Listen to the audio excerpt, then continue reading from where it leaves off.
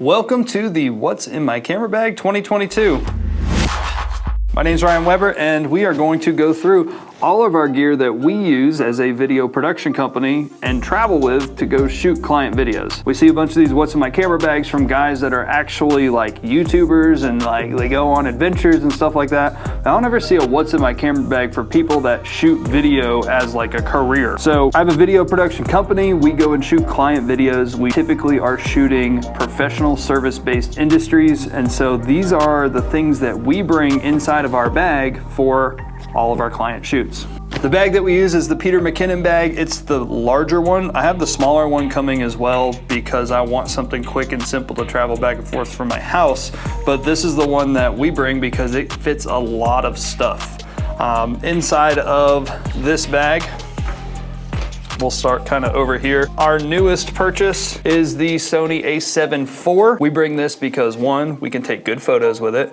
Two, it's a great C camera. We also run this on our gimbal if we ever bring our gimbal. It's been a long time since we've shot a bunch of gimbal shots, so we don't bring it too often, but the gimbal we have is the Ronin RS2 if you were wondering. On the a7 IV, we have the 70-200, the new second version. Autofocus is better, stabilization is better, image quality is better. This is a beast of a camera. It's on this one because it's typically our photo camera, and it's a great photo lens. If you have never used it, highly suggest. Moving forward, the next thing in our bag is the Sony 24mm G Master lens f1.4. This is our go-to gimbal lens, and this is our go-to wide angle lens if we are shooting 3 cameras. We do shoot 3 cameras quite a bit because we have a lot of people that we shoot video podcasts for. So this is our camera in the middle. That way we can get a nice wide of the entire scene. And then we have 2 additional cameras for the tight shot. We have made a video on our video podcast setup if you want to check that out on the channel. This is also our go-to lens for handheld B-roll. So if you're shooting the cool, whip pans, all that kind of stuff, we typically have this on because you can get a really shallow depth of field. You can get really close to your subject and you can kind of track and follow it much better and smoother with this lens. So this is our favorite for those types of shots. The next thing we have is an empty space because it's that camera that's on that tripod. So that is the Sony FX3. And the Sony FX3 is kind of it was our go-to camera before we picked up this guy, which we'll go over later. But that is our typical B camera. So if we're shooting a 2-camera interview setup, we'll use this as our A, and that will be our B camera. The lens that is on that is the 24-70. It pretty much stays on that camera, and that's a really good, solid, versatile lens. We can do a bunch of focal ranges, and so since it is our B camera, that's why it stays on there, and it's typically just a solid lens that looks good across almost any situation. We do like the FX3 because it has XLR inputs. That makes us have really high quality audio. We can just plug directly into that camera and it looks and sounds really, really good. The microphone that we have is, I don't know what it's actually called. Let's read this off. ECM XM1, the Sony. This came with a K3M kit. I sold that kit, but the guy didn't want the microphone. I kept the microphone, love it, use it. We throw it on all of our cameras when we're doing out and about run and gun shooting, and this is just the shotgun microphone that we keep on the camera.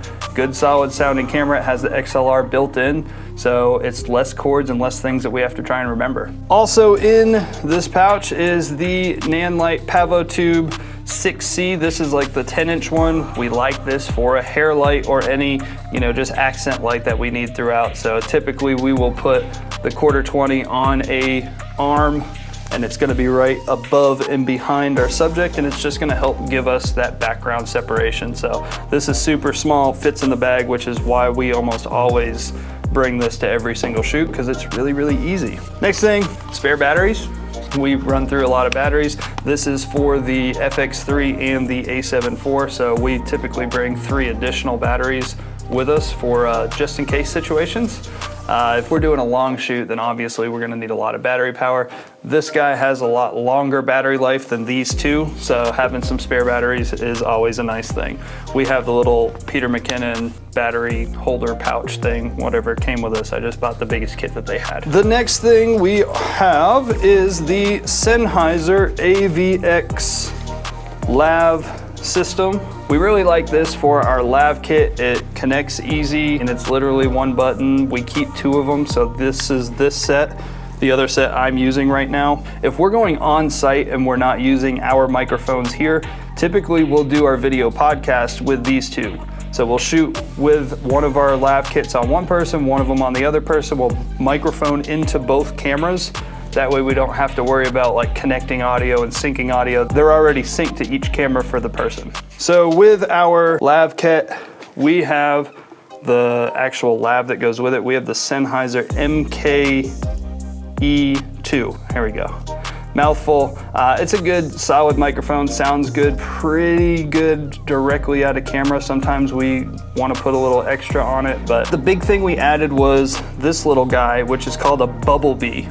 So basically what happens is your microphone sits inside of this little holder, and it's rubberized, and it's got a bunch of little sticky attachments, and you can stick it directly on the inside of your shirt, right in the middle here. You can probably hear mine. So I have mine sitting right here, directly in the middle of the sternum, right on the shirt. So it helps with some wind screening, so you get some wind protection, and it kind of cuts down on some of the room echo. So this has kind of been a lifesaver. You don't have any of the shirt rustle or have any issues, and you literally don't see it around the collar. So for professional looking clients, this is kind of what we've been going to, and it's worked really, really well. The next thing down here, just a couple lens cloth. We've got some Allen keys just to be able to take on and off some of our rigging equipment.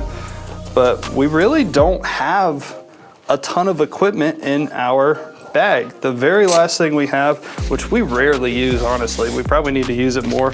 It's a 5-in-1 reflector. So it's a little circle. I want to say it's 36 inches.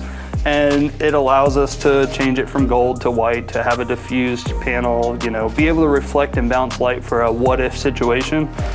We rarely use it, but I mean, we bring it, it's small, it fits in here, so we always have it. But outside of that, like, we don't have anything else in our camera bag. We focus on bringing high quality lenses. We focus on the lighting. Like, we've spent a bunch of money this year into some permanent setups. So lighting for in the studio, some different looks in our studio space over here. That way we can have people come over here, sit down, we press record, and they're done. We don't have to keep moving things around and changing furniture. It's all set. The only other thing we bring to every single shoot is our main camera, which is the Sony FX6 with the 50mm 1.2 G Master lens. This is our main camera. This is the thing we use for every single shoot. We love it for the internal ND filters, good solid screen, XLR inputs, but this is the main guy that we use. So that is it for our gear bag for 2022. If you've got questions on any of our gear, or you've made a gear bag video, I love watching them. Every single one, doesn't matter who it is. So tag it below, and we'll see you guys in the next video.